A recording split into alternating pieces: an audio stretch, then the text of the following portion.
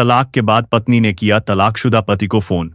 मेरे घर आ जाओ, तुम्हें कुछ दिखाना है। लेकिन वहां पहुंचकर जो मंजर उसने देखा, उसकी दुनिया हिल गई। ऑफिस से लौटकर अमन टाई ढीली करते हुए जैसे ही सोफे पर बैठा, उसका मोबाइल बज उठा। स्क्रीन पर वो नाम था जिसे वो अपनी यादों से भी खुरचकर मिटा देना चाहता था, सृष्टि। एक ऐसा चेहरा जिसे न देखने की कसम खाकर वह इस शहर में आया था। एक पल को उसकी सांसें अटक गईं। अमन ने गुस्से में लाल बटन दबा दिया। एक लंबी सांस लेकर उसने खुद को शांत करने की कोशिश की ही थी कि फोन फिर से बज उठा। वही नाम। इस बार उसके सब्र का बांध टूट गया। उसने फोन उठाया और गुस्से से बोला, क्या है? क्यों फोन कर रही हो?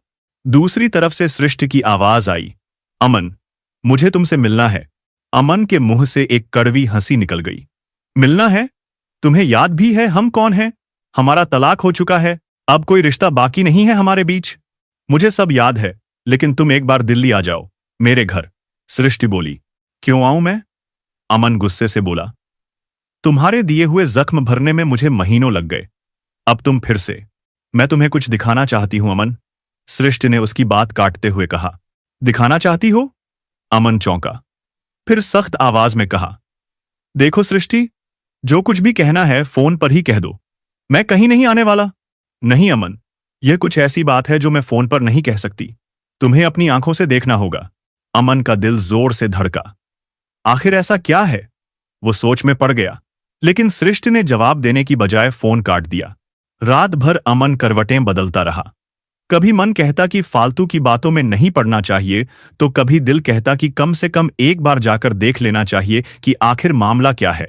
सुबह उठते ही अमन ने फैसला कर लिया, जो भी है एक बार जाकर देख ही लेता हूं जो वो दिखाना चाहती है। उसने ऑफिस में छुट्टी ली और दिल्ली के लिए फ्लाइट बुक कर दी।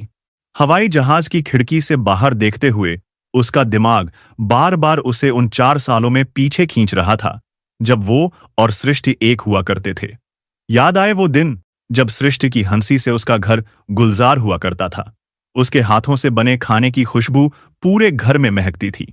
जब अमन देर रात काम से लौटता तो सृष्टि बालकनी में उसका इंतजार करती मिलती थी। वो छोटी छोटी बातें, वो एक दूसरे की परवाह, वो सब कुछ इतना अच्छा था, इतना सच्चा। तो फिर गलती कहां हुई? वो खुद से ही सवाल कर बैठा। असल में सब कुछ बदला सृष्टि की मां की बीमारी के बाद। सृष्टि का कोई भाई नहीं था। पिता की मृत्यु भी कुछ वर्ष पहले ही चुकी थी। मां अकेली थी और सृष्टि उनका इकलौती सहारा। वह अपनी मां की देखभाल के लिए कुछ दिनों के लिए मां के पास रहने चली गई। शुरू में तो अमन ने कोई ऐतराज नहीं किया, लेकिन धीरे धीरे उसे इस बात से चिढ़ होने लगी। उसे सृष्टि की कमी खलती थी। उसका गुस्सा, उसकी झुंझलाहट फोन पर निकलने लगी। कब तक रहोगी वहां? यहां भी तुम्हारा घर है, तुम्हारी जिम्मेदारियां हैं, वो कहता। मां की हालत ठीक नहीं है अमन, थोड़ा समझने की कोशिश करो। सृष्टि की आवाज में एक बेबसी होती थी, लेकिन अमन उसकी स्थिति को समझने की कोशिश भी नहीं करता था। अमन की जिद के कारण वो वापस लौट आई, लेकिन मां की हालत अब भी वैसी ही थी। सृष्टि ने अपनी मां को अपने साथ रखने की बात कही तो भी अमन ने टाल मटोल कर दी। उसी दौरान उसने रवि से मदद लेने की सोची। रवि, सृष्टि का मुंहबोला भाई, जो उसी के मोहल्ले में रहता था। मां की दवाइयों से लेकर डॉक्टर तक रवि हर काम में उसकी मदद कर रहा था। सृष्टि अक्सर उसे फोन करती और यहीं से अमन के दिल में शक का कीड़ा कुलबुलाने लगा। अमन का पुरुषवादी अहंकार उसे यह मानने नहीं दे रहा था कि उसकी पत्नी को किसी और मर्द की मदद की जरूरत पड़ सकती है। उसे लगने लगा कि सृष्टि उससे कुछ छिपा रही है। अगले दिन फिर रवि से बात हुई तो पता चला कि मां की हालत दोबारा बिगड़ने लगी है। सृष्टि वापस अपनी मां के पास आ गई। अमन का शक अब उस दीमक में बदल चुका था जो धीरे धीरे उनके प्यार की मजबूत इमारत को खोखला कर रहा था। अब उसके फोन कॉल्स में एक जासूस जैसी पूछताछ होती थी। एक रात करीब 11 बजे अमन ने सृष्टि को फोन किया। फोन व्यस्त था। उसने 2 मिनट बाद फिर मिलाया, तब भी व्यस्त। उसके सीने में जलन होने लगी। 15 मिनट की लगातार कोशिश के बाद जब फोन लगा तो अमन का गुस्सा फट पड़ा। किससे इतनी लंबी बातें हो रही थीं? आधी रात को? उसकी आवाज में तेजाब घुला था। सृष्टि दिन भर की भागदौड़ और मां की सेवा से बुरी तरह थक चुकी थी। अमन, वो रवि भैया को फोन किया था। मां की सुबह की दवाइयां खत्म हो गई थीं। वही लिखवा रही थी। फिर सृष्टि ने रवि की तारीफ करते हुए कहा, वो ना होते तो पता नहीं मैं मां को कैसे संभालती। इतना सुनकर अमन के अंदर जैसे आग लग गई। दवाइयां लिखवा रही थी। अमन जहरीली हंसी हंसा। रात के 11 बजे दवाइयां याद आ रही हैं या दवाइयों के बहाने कुछ और ही चल रहा है? मुझे सब समझ आता है। सृष्टि सृष्टि की आंखों में आंसू आ गए। आप ये क्या कह रहे हैं अमन? आप मुझ पर शक कर रहे हैं? शक नहीं, यकीन है मुझे, अमन चीखा। मैं यहां तुम्हारी राह देख रहा हूं और तुम वहां किसी और के साथ। बात अधूरी छोड़ उसने फोन काट दिया। उस रात सृष्टि सो नहीं पाई। जिस पति के प्यार पर उसे गुमान था, आज उसी ने उसके चरित्र पर ऐसा दाग लगा दिया था जिसे धोना नामुमकिन था। अगले दिन अमन बिना बताए सृष्टि के मायके पहुंच गया। वो उसे रंगे हाथों पकड़ना चाहता था। जब वो वहां पहुंचा तो दरवाजा खुला हुआ था। उसने अंदर कदम रखा तो उसके पैरों तले जमीन खिसक गई। सामने एक सोफे पर सृष्टि बैठी थी और उसके पास के सोफे पर रवि। सृष्टि के हाथ में चाय का कप था और वो रवि से कुछ बात कर रही थी। अमन को देखकर दोनों चौंक गए। रवि सम्मान में खड़ा हो गया, नमस्ते जीजा जी। लेकिन अमन की नजरों में आग थी। उसने रवि को नजरअंदाज किया और सृष्टि की तरफ घूमा। तो ये है तुम्हारी मां की बीमारी का नाटक? उसकी आवाज नफरत से कांप रही थी। और ये है तुम्हारी सेवा? मेरे पीठ पीछे ये सब गुलछर्रे उड़ाए जा रहे हैं। सृष्टि का चेहरा सफेद पड़ गया। अमन, अपनी जबान को लगाम दो। ये क्या बकवास कर रहे हो? बकवास? अमन ने पास पड़ी मेज पर हाथ मारा। मैं अंधा नहीं हूं सृष्टि। जिस आदमी के लिए तुमने मुझे और मेरे घर को भुला दिया, आज उसी के साथ यहां रंगरलियां बना रही हो। ये शब्द सृष्टि के आत्मसम्मान को तार तार करने के लिए काफी थे। उसकी आंखों से आंसू बहने लगे, लेकिन उसकी आवाज में अब दर्द नहीं बल्कि नफरत थी। छी अमन, तुम्हारी सोच इतनी घटिया है। मैंने कभी नहीं सोचा था। जिस इंसान ने एक भाई की तरह इस मुश्किल घड़ी में मेरा साथ दिया, तुम उसका नाम मेरे साथ जोड़ रहे हो। लानत है ऐसी सोच पर। सृष्टि की आवाज कांप रही थी। बस, बहुत हो गया ये भाई बहन का नाटक। अमन ने फैसला सुना दिया। ये रिश्ता आज, अभी, इसी पल खत्म होता है। कमरे में सन्नाटा छा गया। सृष्टि पत्थर की मूर्ति बनी खड़ी थी। उसने सिर्फ इतना कहा, ठीक है। कमरे में एक बर्फीला सन्नाटा छा गया। रवि, जो इस तूफान के बीच खुद को फंसा हुआ महसूस कर रहा था, धीरे से बोला, जीजाजी, आप गलत समझ रहे हैं। सृष्टि जी मेरी बहन जैसी हैं। चुप रहो तुम। अमन उसकी तरफ ऐसे घूमा जैसे उसे कच्चा चबा जाएगा। तुम्हारी वजह से मेरा घर टूट रहा है और तुम मुझे समझा रहे हो? तभी अंदर के कमरे से सृष्टि की मां की कमजोर आवाज आई, सृष्टि बेटा, क्या हुआ? कौन चिल्ला रहा है? सृष्टि की आंखों से बहते आंसू अचानक सूख गए। उसकी आवाज में अब दर्द नहीं बल्कि एक चट्टानी दृढ़ता थी। उसने अमन की आंखों में आंखें डालकर कहा, अब कुछ भी समझाने की जरूरत नहीं है रवि भैया। जिन्हें सच देखना ही नहीं, उन्हें कोई कुछ नहीं दिखा सकता।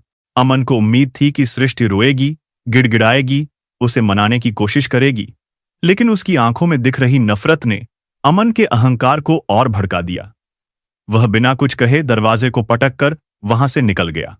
उस रात घर लौटकर अमन ने अपनी मां जानकी जी को सब कुछ बता दिया, लेकिन अपनी कहानी में उसने सृष्टि को एक धोखेबाज और खुद को एक बेचारा पति बनाकर पेश किया। परंतु जानकी जी ने उसकी बात पर यकीन नहीं किया। बेटा, गुस्से में लिया गया फैसला हमेशा गलत होता है। सृष्टि ऐसी लड़की नहीं है। तू एक बार ठंडे दिमाग से सोच। सोचने को कुछ बाकी नहीं है मां। मैंने अपनी आंखों से देखा है। अब या तो इस घर में मैं रहूंगा या आपकी लाडली बहू। अगले दिन जानकी जी ने सृष्टि को फोन किया। बेटी, अपना घर मत टूटने दे। अमन पागल हो गया है। तू तो समझदार है। एक बार वापस आ जा, सब ठीक हो जाएगा। फोन के दूसरी तरफ सृष्टि कुछ देर चुप रही, फिर बोली, मां जी, जिस रिश्ते में इज्जत ही न बची हो, उसे जोड़कर क्या मिलेगा? उन्होंने मेरे वजूद पर सवाल उठाया है। मैं सब कुछ सह सकती हूं, पर अपने आत्मसम्मान के साथ समझौता नहीं कर सकती।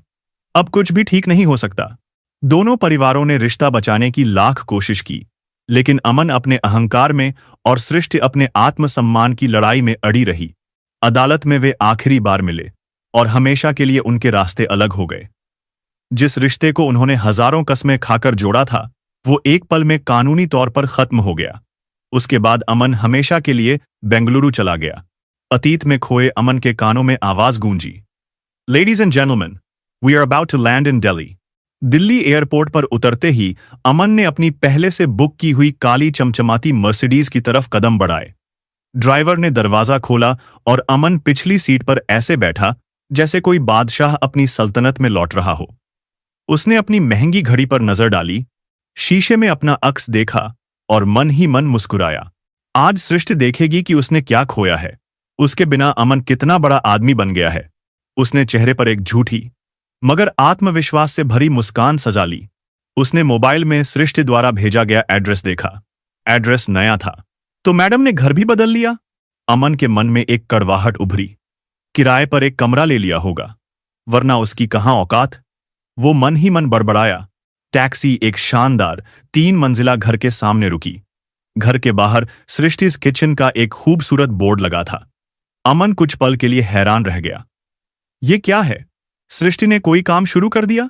उसने गहरी सांस ली और लोहे के बड़े से गेट पर लगी घंटी बजाई। फिर मर्सिडीज से सटकर खड़ा हो गया। उसका दिल तो जोर जोर से धड़क रहा था, लेकिन चेहरे पर उसने घमंड का नकाब चढ़ा रखा था। दरवाजा एक लड़की ने खोला, जिसने साफ सुथरी यूनिफॉर्म पहन रखी थी। जी कहिए। सृष्टि से मिलना है मुझे, अमन ने भारी आवाज में कहा। लड़की उसे अंदर लेकर आई और ड्राइंग रूम में बिठाकर चली गई। अमन ने चारों तरफ नजर घुमाई। ड्राइंग रूम के आगे एक बड़ा सा हॉल था, जिसे एक प्रोफेशनल किचन में बदल दिया गया था।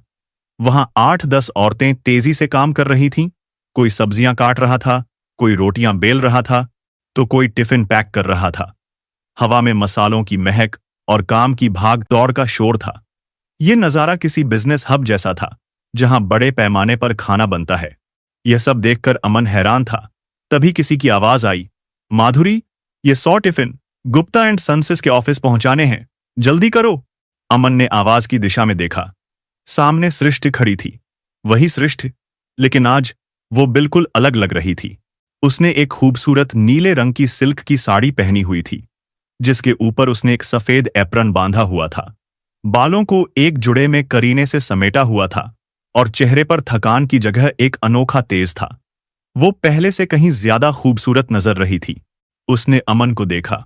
उसके होठों पर एक हल्की रहस्यमयी मुस्कान थी, जिसमें कोई गहरा राज छिपा था। उसका आत्मविश्वास अमन को असहज कर गया। आ गए तुम? उसकी आवाज बिल्कुल शांत थी, लेकिन अमन को उस शांति में एक तूफान का अंदेशा हुआ। अच्छा किया। अमन कुछ पल तक खामोश खड़ा रहा। सृष्टि ने अपना एप्रन उतारा और हाथ पोंछे, फिर वहीं सोफे के सामने वाली कुर्सी पर बैठ गई। उसकी आंखों में एक अजीब सा संयम था। बैठो, सृष्टि ने इशारा किया। लंबा सफर रहा होगा। अमन को लगा जैसे वो इस बातचीत पर काबू पाना चाहता है। उसने अपने सूट को ठीक किया और सोफे पर बैठते हुए कहा, हाँ, वैसे मेरे लिए बेंगलुरु से दिल्ली आना कोई परेशानी वाली बात नहीं है। बिजनेस क्लास में सफर करता हूं। सृष्टि ने उसकी बात सुनी, लेकिन उसके चेहरे पर कोई प्रभाव नहीं आया। अच्छा है, उसने सिर्फ इतना कहा। यह रिएक्शन अमन की उम्मीदों के बिल्कुल उलट था। वो चाहता था कि सृष्टि प्रभावित हो, उससे जलन महसूस करे या कम से कम कोई तो भाव दिखाए, लेकिन उसे कोई फर्क ही नहीं पड़ा। यह सब क्या है? अमन ने चारों तरफ देखते हुए पूछा। कब से? मतलब यह बिजनेस? सृष्टि ने हल्की सी मुस्कान दी। तुमसे अलग होने के बाद से पहले सिर्फ 8-10 लोगों के लिए टिफिन बनाती थी, अब रोजाना करीब 350 टिफिन निकलते हैं। दिल्ली की 3 कंपनियों का कॉन्ट्रैक्ट है मेरे पास। अमन को अब जलन होने लगी। उसकी तलाकशुदा पत्नी आज उससे कहीं ज्यादा सफल और खुश दिख रही थी। तो इसीलिए बुलाया है? अपनी कामयाबी दिखाने के लिए? अमन की आवाज में अब झुंझलाहट साफ दिखाई दे रही थी। सृष्टि ने सिर हिलाया। नहीं अमन, जो दिखाना था वो अभी बाकी है। उसकी आवाज में एक गंभीरता आ गई। वो ऊपर के कमरे में है। यह सुनकर अमन के दिल की धड़कन तेज हो गई। ऊपर? क्या है ऊपर? सृष्टि खड़ी हो गई। चलो तुम्हें दिखाती हूं। अमन का गुरूर अब डर में बदलने लगा था। मैं यहीं ठीक हूं, अमन ने झिझकते हुए कहा। जो बात करनी है यहीं कर लेते हैं, मैं ऊपर नहीं जाने वाला। सृष्टि ने उसकी आंखों में आंखें डाली। अमन, जब इतनी दूर आ गए हो तो चंद कदम और सही। जो आज मैं तुम्हें दिखाऊंगी, उसे देखने के बाद शायद तुम्हें तुम्हारी धन दौलत शानो शौकत सब कुछ बेमानी लगने लगे। उसने दरवाजे की तरफ इशारा किया। चलो मेरे साथ। अमन का दिल जोर से धड़का। सृष्टि की आवाज में एक ऐसी सच्चाई की तपिश थी जो उसे डरा भी रही थी और अपनी ओर खींच भी रही थी। वह न चाहते हुए भी एक सम्मोहित व्यक्ति की तरह उसके पीछे पीछे चल दिया, सीढ़ियों की ओर, उस अनजान मंजर की तरफ जो उसके होश उड़ाने वाला था। ऊपरी मंजिल का माहौल नीचे से बिल्कुल अलग था। यहां एक सुकून देने वाली शांति थी। सृष्टि एक बंद दरवाजे के सामने जाकर रुक गई। उसने दरवाजे पर हाथ रखा, लेकिन उसे खोला नहीं। वो मुड़ी और उसने एक गहरी नजर अमन पर डाली।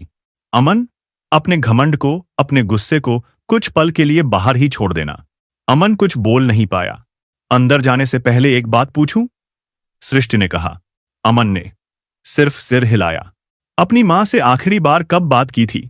यह सवाल एक तीर की तरह अमन के सीने में लगा। उसे याद भी नहीं था। शायद 2 महीने पहले या 3। उसने कोई जवाब नहीं दिया, बस अपनी नजरें झुका लीं। सृष्टि ने एक लंबी ठंडी सांस ली। शायद तुम्हें जवाब देने की जरूरत भी नहीं है। इतना कहकर उसने धीरे से दरवाजे को धक्का दिया। दरवाजा खुला और अंदर का मंजर देखकर अमन की आंखों के सामने अंधेरा छा गया।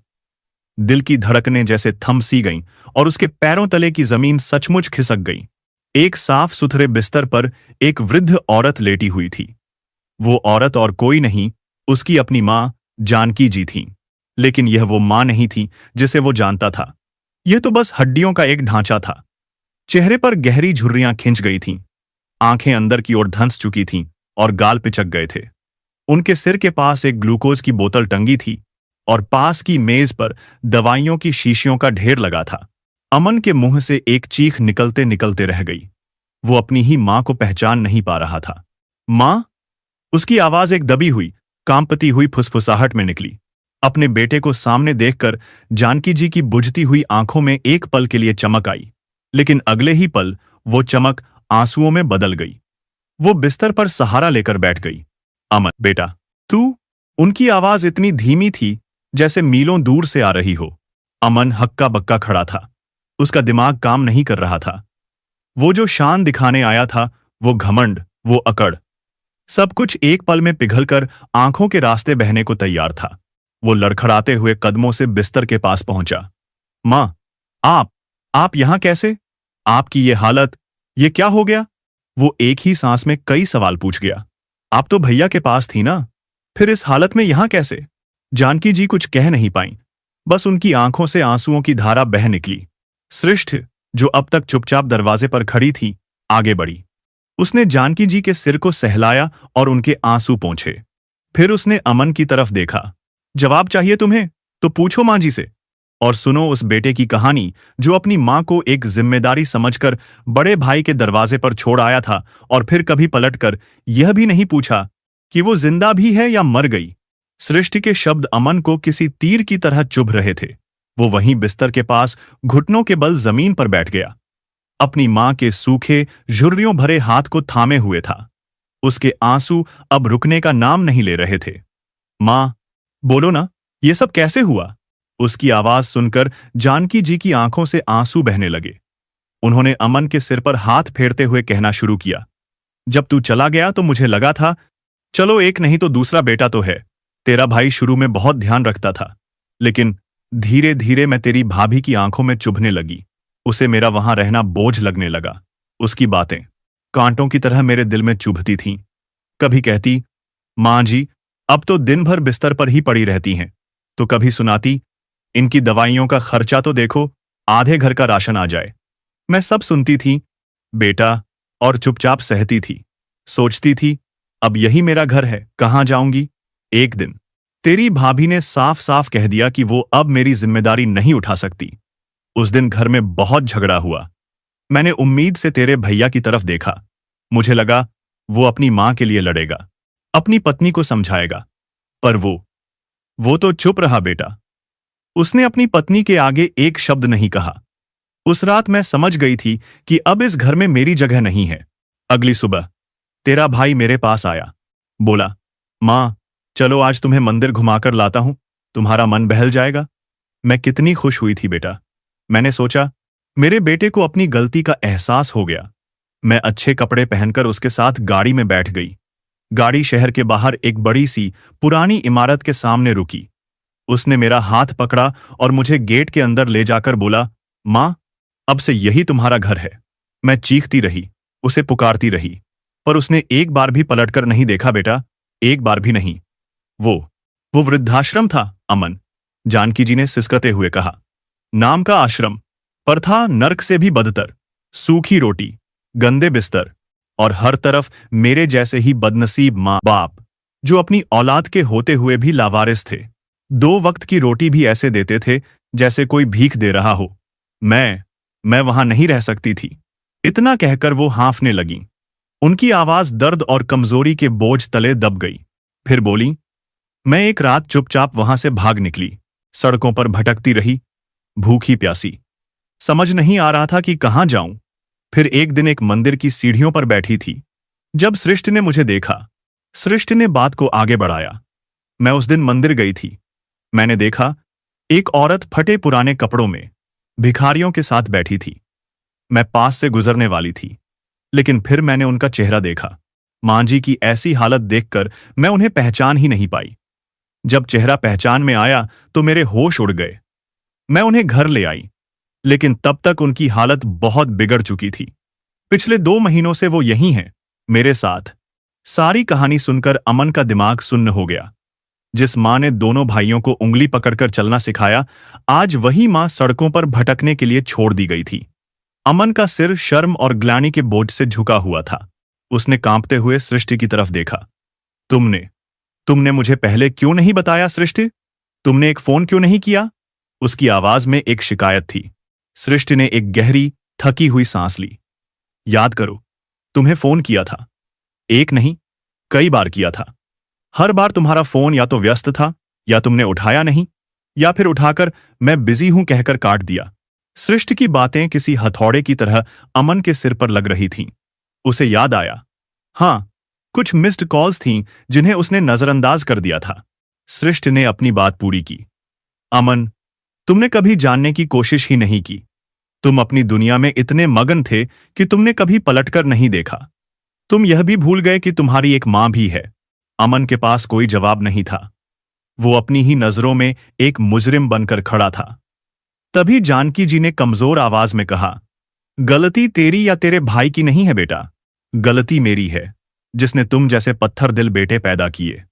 एक मां के मुंह से निकले ये शब्द किसी भी बेटे के लिए मौत से बदतर थे। जानकी जी ने आगे कहा, और देख, अपनी जिस पत्नी पर तूने शक किया, जिसे तूने घर से निकाल दिया, आज उसी की वजह से मैं जिंदा हूं। इसने दिन रात मेरी सेवा की है बेटा, अपने हाथों से खिलाया है, मेरे मैले और गंदे कपड़े भी धोए हैं। जो एक सगी बेटी भी न कर पाए, वो सब मेरी इस बहू ने किया है। तभी सृष्टि बोली, मैंने कोई एहसान नहीं किया है मां जी। मेरे लिए आप मेरी मां जैसी हैं। जब मैंने अपनी मां को मुसीबत और दुख के समय अकेला नहीं छोड़ा, तो आपको कैसे छोड़ देती? मेरी मां तो मुझे छोड़कर चल बसी, लेकिन मैं आपको खोना नहीं चाहती थी। यह सुनकर अमन का दिल जैसे फट पड़ा। वो औरत जिसे उसने धोखेबाज कहा था, जिस पर उसने इतना घिनौना इल्जाम लगाया था, आज उसी ने उसकी मां की जान बचाई थी। उसका घमंड, उसकी अकड़, उसका सारा वजूद आज सृष्टि के कदमों की धूल की तरह दिख रहा था। कमरे में फिर वही भारी, बोझिल खामोशी छा गई। इस खामोशी को तोड़ा दरवाजे पर हुई एक हल्की सी दस्तक ने। अंदर आ जाऊं, दीदी? एक जानी पहचानी आवाज थी। अमन ने दरवाजे की तरफ देखा। दरवाजे पर रवि खड़ा था। वही रवि जिसे देखकर 1 साल पहले अमन ने अपना घर तबाह कर लिया था। उसके हाथ में दवाइयों का एक पैकेट था। रवि ने अमन को देखा, एक पल के लिए झिझका, लेकिन फिर उसे नजरअंदाज करते हुए सीधा जानकी जी के पास आया। कैसी हैं मां जी अब आप? उसने बहुत अपनेपन से पूछा। देखिए, मैं आपकी सारी दवाइयां ले आया। रवि ने दवाइयां मेज पर रखीं और सृष्टि से कहा, दीदी, किसी और चीज की जरूरत हो तो बता दीजिएगा, अभी चलता हूं। रवि के जाने के बाद सृष्टि भी जाने के लिए उठी। मैं नीचे का काम देखकर आती हूं, तुम यहीं बैठो, मां जी के पास। अमन अब भी सदमे में था। उसने कुछ नहीं कहा। सृष्टि के जाने के बाद कमरे में सिर्फ वो और उसकी मां रह गए थे। फिर जानकी जी बोली, तू जानता है सृष्टि कौन है? वो हीरा है बेटा, कोहिनूर हीरा। और तू तू वो अभागा है जिसने हीरे को कांच का टुकड़ा समझकर सड़क पर फेंक दिया। पर मां, उसने। अमन कुछ कहना चाहता था। चुप कर। जानकी जी की आवाज थोड़ी ऊंची हुई। मैं सब जानती हूं। वो अपनी मां को अपने पास लाना चाहती थी ताकि उनकी सेवा कर सके, लेकिन तूने मना कर दिया। और रवि, जिसे तू अपना दुश्मन समझता है, वो उसका भाई है, एक मुंहबोला भाई। जिस लड़की का अपना कोई भाई नहीं था, उसने किसी को भाई मान लिया। तो क्या गुनाह कर दिया उसने? बता मुझे, क्या गलत था इसमें? हर एक शब्द एक चाबुक की तरह अमन की आत्मा पर पड़ रहा था। तू तो बड़ा कामयाब आदमी बन गया है ना, अच्छी नौकरी, बड़ी गाड़ी, बड़ा घर, बड़ा बैंक बैलेंस, लेकिन दिल दिल तो तेरा कौड़ी का भी नहीं है। अमन ने अपनी मां के हाथ थाम लिए। ऐसा मत कहो मां, अब मेरे साथ चलिए, मैं आपको अपने साथ वापस ले चलूंगा बेंगलुरु। मैं आपकी दिन रात सेवा करूंगा, मैं आपको दुनिया की हर खुशी दूंगा। यह सुनकर जानकी जी ने एक फीकी मुस्कान दी। बेटा, जिस खुशी के लिए तू मुझे बेंगलुरु ले जाना चाहता है, वो खुशी तो मुझे यहां मेरी इस बेटी के पास मिल रही है।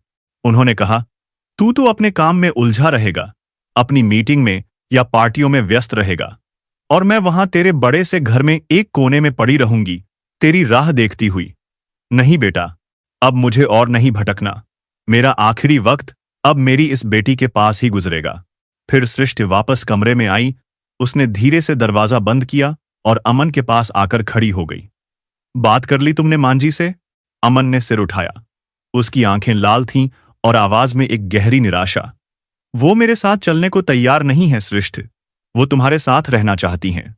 तो इसमें गलत क्या है? सृष्टि ने शांत भाव से पूछा। जहां इंसान को सुकून मिलता है, उसे वहीं तो रहना चाहिए। लेकिन वो मेरी मां है। अमन की आवाज में एक बेबसी थी। मेरा फर्ज बनता है कि मैं उनकी देखभाल करूं। फर्ज? सृष्टि की आवाज में एक हल्का सा व्यंग्य था। यह फर्ज तुम्हें तब याद नहीं आया जब तुमने उन्हें अपने बड़े भाई के भरोसे छोड़ दिया था, या तब जब महीनों तक तुमने एक बार भी फोन करके उनका हाल नहीं पूछा? फर्ज सिर्फ एक शब्द नहीं होता अमन, उसे निभाना पड़ता है। अमन के पास कोई जवाब नहीं था। वो चुपचाप सिर झुकाए खड़ा रहा। सृष्टि ने एक गहरी सांस ली। देखो अमन, मैं तुम्हारी मां को तुमसे छीनना नहीं चाहती। वो आज भी तुम्हारी मां है और हमेशा रहेंगी। मैंने उन्हें यहां इसलिए नहीं बुलाया था कि मैं तुम्हें नीचा दिखा सकूं। मैंने तुम्हें सिर्फ इसलिए बुलाया था ताकि तुम अपनी आंखों से वो सच देख सको जिससे तुम मुंह फेरे हुए थे। सृष्टि की हर बात एक आईने की तरह थी, जिसमें अमन को अपना बदसूरत चेहरा साफ साफ दिखाई दे रहा था। वो औरत जिसे उसने अपनी जिंदगी से निकाल फेंका था, आज उसे जिंदगी और रिश्तों का सबसे बड़ा सबक सिखा रही थी। अमन जब घर से बाहर निकला तो रात घिर चुकी थी। उसने ड्राइवर को पास के एक होटल में चलने को कहा। होटल के आलीशान कमरे में पहुंचकर उसने खुद को बिस्तर पर फेंक दिया। कमरे की खामोशी उसे काटने को दौड़ रही थी। उसकी आंखों के सामने बार बार मां का वो कमजोर, बेबस चेहरा घूम रहा था। अमन सोच में पड़ गया। सृष्टि के पास सबसे आसान रास्ता था कि वह जानकी जी को देखकर अनदेखा कर देती या अमन के भाई को सूचित कर देती और वो मां को वापस ले जाता। लेकिन उसने ऐसा नहीं किया। उसने एक अकेली औरत होकर अपनी पूर्व सास को घर लाकर एक बेटी का फर्ज निभाया। अब उसे महसूस होने लगा कि उसने सृष्टि पर जो भी इल्जाम लगाए थे, सब के सब बेबुनियाद थे और उसकी खुद की गलत सोच का परिणाम थे। और रवि, उसकी नजरों में सृष्टि के लिए सिर्फ और सिर्फ सम्मान ही तो था। कितना नेक इंसान है वो। सोचते सोचते वो उठा और खिड़की के पास जाकर खड़ा हो गया। नीचे शहर की रोशनियां जगमगा रही थीं। लोग अपनी जिंदगियों में मगन थे, लेकिन अमन को लग रहा था जैसे वो दुनिया का सबसे अकेला और हारा हुआ इंसान है। उसने अपनी जिंदगी में क्या पाया? पैसा, शोहरत, एक बड़ा सा खाली घर, और क्या खोया? एक प्यार करने वाली नेक दिल पत्नी, एक ममतामयी मां, और सबसे बढ़कर अपना आत्मसम्मान। रात भर वो जागता रहा, अपने अतीत और वर्तमान के बीच झूलता रहा। उसने अपनी गलतियों को, अपने अहंकार को, अपनी छोटी सोच को, हर चीज को अपनी आंखों के सामने तौला। और सुबह जब सूरज की पहली किरण ने कमरे में दस्तक दी, तो अमन एक फैसला ले चुका था। एक ऐसा फैसला जो शायद उसकी जिंदगी को एक नया मोड़ देने वाला था। वह अब भागना नहीं चाहता था। वह अपनी गलतियों का सामना करना चाहता था और उन्हें सुधारने की एक आखिरी कोशिश करना चाहता था, भले ही इसके लिए उसे कुछ भी क्यों न करना पड़े। अगली सुबह अमन होटल से सीधा सृष्टि के घर पहुंचा। उसके चेहरे पर अब घमंड की जगह एक गहरी उदासी और आंखों में सच्चा पश्चाताप था। वो हिम्मत करके अंदर आया। सामने सृष्टि खड़ी थी। वो मैं मां जी से मिलने आया हूं, अमन बोला। तो सृष्टि ने जवाब में कहा, वो तो सो रही हैं। कोई बात नहीं, मैं इंतजार कर लूंगा, अमन ने कहा और वहीं किचन के कोने में रखी एक कुर्सी पर चुपचाप बैठ गया। घंटों बीत गए। अमन वहीं बैठा रहा, चुपचाप। वो सृष्टि को काम करते हुए देख रहा था। वो अपनी टीम को निर्देश दे रही थी और हर काम को पूरी लगन से कर रही थी। आज उसे वो सृष्टि दिख रही थी जिसे उसने कभी देखने की कोशिश ही नहीं की थी। एक मजबूत, आत्मनिर्भर और दयालु औरत। दोपहर में जब जानकी जी की नींद खुली तो अमन उनके पास गया और बिना कुछ कहे उनके पैरों को धीरे धीरे दबाने लगा। जानकी जी भी अपने बेटे की आंखों में पश्चाताप की सच्ची आग देख पा रही थीं। उस दिन अमन शाम तक अपनी मां की सेवा करता रहा। उसने उन्हें अपने हाथों से सूप पिलाया, उनकी दवाइयों का ध्यान रखा। यह सिलसिला अगले 2 दिनों तक चलता रहा। अमन रोज सुबह आता और शाम तक अपनी मां की सेवा में लगा रहता। वो न ज्यादा बोलता, न किसी काम में दखल देता। वो सृष्टि के घर में एक अजनबी की तरह रहता। सृष्टि भी चुपचाप यह सब देखती रहती। उन दोनों के बीच एक लंबी, गहरी खामोशी थी। एक दिन जब अमन मां के कमरे में था तो सृष्टि उसके लिए चाय लेकर आई। अमन ने झिझकते हुए कप ले लिया। थैंक यू, उसने धीरे से कहा। सृष्टि ने कोई जवाब नहीं दिया, बस वहीं खड़ी रही। फिर उसने पूछा, बेंगलुरु वापस नहीं जाना? तुम्हें काम होगा? अमन ने सिर झुका लिया। मैंने अपने ऑफिस में 1 महीने की छुट्टी ले ली है। जब तक मां ठीक नहीं हो जाती मैं यहीं रहूंगा। यह सुनकर सृष्टि की आंखों में एक पल के लिए हैरानी का भाव आया। तुम्हें ऐसा करने की जरूरत नहीं है, सृष्टि ने कहा। मैं मां जी का ध्यान रख रही हूं। मैं जानता हूं, अमन ने कहा। लेकिन जो काम एक बेटे को करना चाहिए वो मैं अब तक नहीं कर पाया। अब मुझे वो करने दो सृष्टि, प्लीज। मुझे मेरी गलतियों को सुधारने का एक मौका दो। अब सृष्टि कुछ बोल नहीं पाई। उन दोनों के बीच की बर्फीली खामोशी आज पहली बार टूटी थी। अमन ने आज सिर्फ अपनी मां की सेवा ही नहीं की, बल्कि वो सृष्टि के घर के छोटे मोटे कामों में भी हाथ बंटा रहा था। कोई भारी सामान उठाना पड़ा तो वो मदद के लिए आगे आ गया। अगर बाजार से कोई सामान लाने की जरूरत पड़ी तो वो ले आया। दोपहर को सृष्टि ने देखा कि उसके किचन का सिंक जाम हो गया है। प्लम्बर को आने में देर थी और काम रुक गया था। अमन ने यह देखा तो वो खुद ही औजार लेकर उसे ठीक करने में लग गया। 2 घंटे की मशक्कत के बाद जब सिंक ठीक हो गया तो अमन के कपड़े और हाथ पूरी तरह गंदे हो चुके थे। सृष्टि उसे देखती रह गई। यह वही अमन था जो कभी अपने कपड़े भी अलमारी से खुद नहीं निकालता था, जिसे अपने कपड़ों पर एक छोटा सा दाग भी बर्दाश्त नहीं होता था। आज वही आदमी बिना किसी झिझक के गंदे पानी में हाथ डालकर सिंक ठीक कर रहा था। जब अमन ने हाथ धोकर सृष्टि की तरफ देखा तो सृष्टि की आंखों में आंसू थे। ये सब करने की जरूरत नहीं है अमन, उसने धीमी आवाज में कहा। जरूरत है सृष्टि, अमन ने कहा। बहुत जरूरत है। मैंने तुम्हें बहुत दुख दिया है। मैं उन दुखों को कम तो नहीं कर सकता, लेकिन प्रायश्चित तो कर सकता हूं। सृष्टि को पहली बार लगा कि अमन सच में बदल रहा है। उसका घमंड, उसकी अकड़, सब कुछ पिघलकर अब एक सच्चे इंसान के रूप में ढल रहा था। एक ऐसा इंसान जो अपनी गलतियों को स्वीकार कर चुका था और उन्हें सुधारने के लिए किसी भी हद तक जाने को तैयार था। अगली सुबह जब सूरज की किरणें घर में एक नई उम्मीद लेकर दाखिल हुईं, अमन मां के कमरे में जाने ही वाला था कि तभी दरवाजे पर घंटी बजी।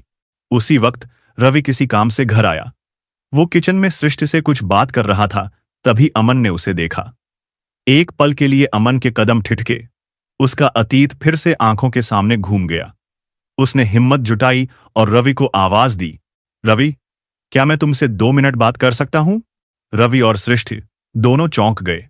रवि झिझकता हुआ ड्राइंग रूम में आया। अमन उनके सामने खड़ा था, लेकिन उसकी नजरें झुकी हुई थीं। मैं जानता हूं कि माफी मांगने से मेरे किए हुए गुनाह कम नहीं हो जाएंगे, लेकिन आज मैं तुम दोनों के सामने अपने उस हर शब्द के लिए माफी मांगना चाहता हूं जो मैंने तुम्हारे रिश्ते पर कीचड़ उछालने के लिए कहे थे। उसने रवि की आंखों में देखकर कहा, रवि, मैंने अपनी असुरक्षा और अपने घमंड में अंधा होकर तुम पर इतना घिनौना इल्जाम लगाया। तुम एक भाई की तरह हमेशा सृष्टि और मेरी मां के साथ खड़े रहे और मैंने तुम्हें गलत समझा। अगर हो सके तो अपने इस गुनहगार भाई को माफ कर देना। फिर वो सृष्टि की तरफ मुड़ा। उसकी आंखों से आंसू बह रहे थे। और सृष्टि, मैं तहे दिल से तुमसे माफी मांगता हूं। तभी सृष्टि उसकी बात काटते हुए बोली, कुछ गलतियां माफी के काबिल नहीं होती।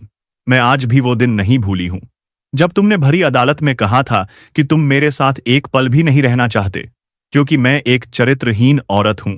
अब अमन फफक कर रो पड़ा। मैं जानता हूं तुम्हारे आत्मसम्मान को मैंने जो ठेस पहुंचाई, शायद उसकी भरपाई मैं पूरी जिंदगी भी नहीं कर पाऊंगा। और आज वाकई मुझे अपनी गलती का एहसास है। कमरे में एक गहरा सन्नाटा छा गया। रवि अवाक खड़ा था और सृष्टि की आंखें भी नम हो थीं। उसने कभी नहीं सोचा था कि जिस अमन का अहंकार पहाड़ जैसा था, वो आज इस तरह टूटकर माफी मांगेगा। रवि ने आगे बढ़कर अमन के कंधे पर हाथ रखा। जीजाजी, जो बीत गया सो बीत गया। आप अपनी गलती मान रहे हैं, यही बहुत बड़ी बात है। मेरे मन में आपके लिए कोई मैल नहीं है। रवि के शब्द सांत्वना जैसे थे, लेकिन असली फैसला तो अभी बाकी था। असली मुजरिम तो वो सृष्टि का था जिसकी जिंदगी उसने तबाह कर दी थी। रवि के जाने के बाद अमन वहीं जमीन पर घुटनों के बल बैठ गया। उसने सृष्टि के आगे अपने हाथ जोड़ दिए। सृष्टि, मैं जानता हूं मैं तुम्हारे लायक नहीं हूं। उसकी आवाज सिसकियों में डूब रही थी। मैं तुमसे अपनी जिंदगी में वापस आने का हक भी नहीं मांग सकता। मैं तो बस इस रिश्ते की, अपने प्यार की भीख मांग रहा हूं। मुझे एक मौका दे दो सृष्टि। मुझे खुद को साबित करने का एक आखिरी मौका दे दो। उसने रोते हुए कहा, मैं तुम्हारा पति नहीं, तुम्हारा जीवन साथी बनकर रहना चाहता हूं। तुम्हारा बिजनेस, तुम्हारी पहचान, सब कुछ वैसा ही रहेगा। मैं बस तुम्हारी जिंदगी का हिस्सा बनना चाहता हूं। सृष्टि पत्थर की मूर्ति बनी उसे देखती रही। उसकी आंखों के सामने आज वही अमन था जिससे उसने बेपनाह मोहब्बत की थी। एक ऐसा अमन जो अपनी गलती पर टूटकर रो रहा था, जो अपने प्यार को वापस पाने के लिए गिड़गिड़ा रहा था। उसने अमन का हाथ पकड़कर उसे उठाया। अमन, जो जख्म तुमने दिए हैं वो बहुत गहरे हैं। उन्हें भरने में वक्त लगेगा। मुझे सोचने के लिए थोड़ा समय दो। उस रात न अमन सो पाया न सृष्टि। दोनों अपने अपने मन के तूफानों से लड़ते रहे। आधी रात को अमन के फोन की घंटी बजी।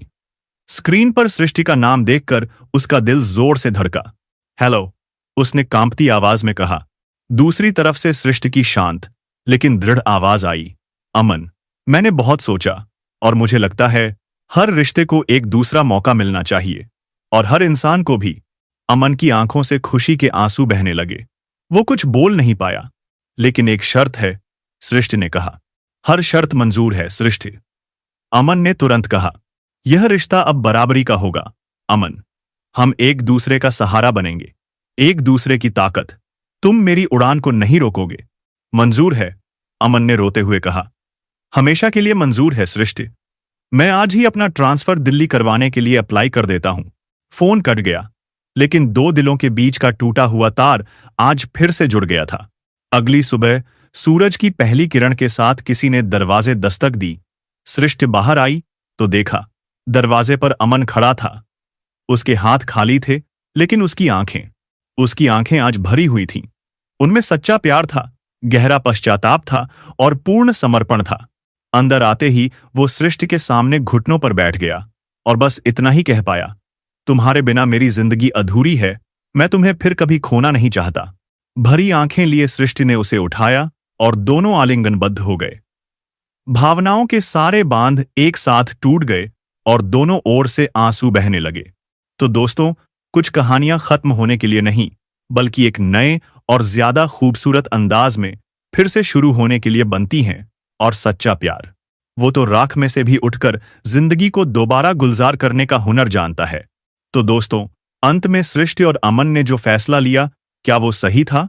अपनी राय कमेंट करके जरूर बताएं। और यह भी बताएं कि आप हमारी कहानियां भारत के किस शहर से सुन रहे हैं।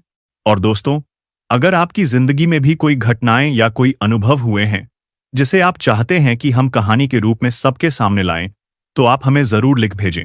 आप कमेंट कर सकते हैं या फिर डिस्क्रिप्शन में दी गई ईमेल आईडी पर मेल भी कर सकते हैं। धन्यवाद।